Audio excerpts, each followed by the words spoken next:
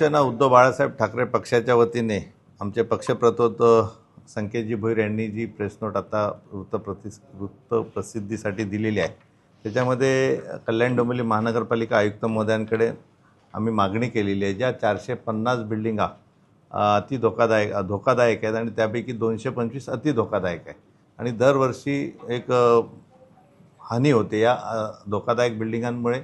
पावसाळा तोंडावर आहे, वादळ वाऱ्याचे दिवस तोंडावर आहे आणि या अति धोकादायक बिल्डिंगांमध्ये रहिवासी राहत आहेत आणि हे राहत असलेले रहिवासी जीव मुठीत घेऊन राहत आहेत।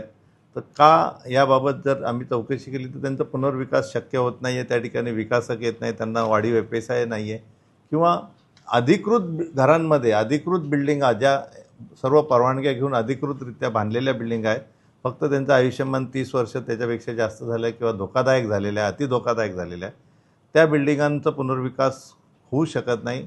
त्या ठिकाणी ठोस धोरण पुनर्विकासाचा यावं। जसं क्लस्टर अनधिकृत चाळींसाठी आहे, क्लस्टर चांगलंच आहे, त्याचं स्वागतच आहे त्याच्यातनं, परंतु ज्या अधिकृत इमारतींमध्ये राहत आहेत आणि ते धोकादायक झाले त्यांच्यासाठी योजना नाही आहे।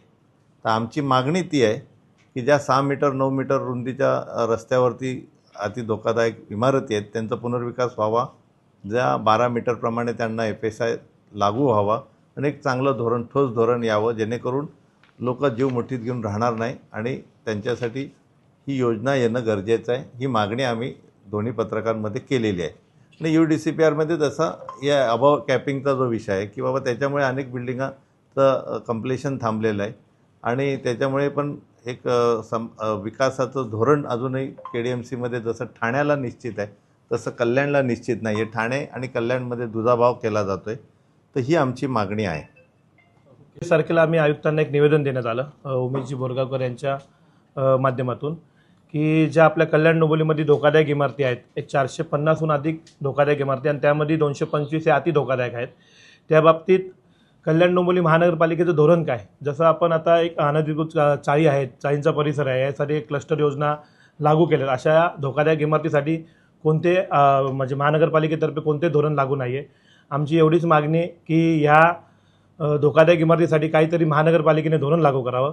कारण की आपल्याकडे आता रामबागचा परिसर तुम्ही पकडला 1 नंबर 2 नंबर, तर या ठिकाणी अनेक बिल्डिंगी या 6 मीटर 9 मीटर या रस्त्यावरती आहेत आणि पुनर्विकासासाठी गेल्यानंतर या बिल्डिंगींना वाढीव FSI मिळत नाही आहे।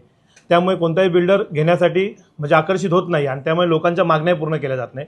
त्यासाठी आमची प्रमुख मागणी की अशा ज्या धोकादायक बिल्डिंगी आहेत आणि ज्या 6 मीटर 9 मीटरवर आहेत त्या ठिकाणी जर 12 मीटर रस्ता करणं शक्य असेल तर 12 मीटर करा, नाही तर यांच्यासाठी काहीतरी वेगळं धोरण निर्माण करून यांना वाढीव FSI देऊन यांचं पुनर्विकसन झालं पाहिजे, ही आमची एक ठोस मागणी आहे।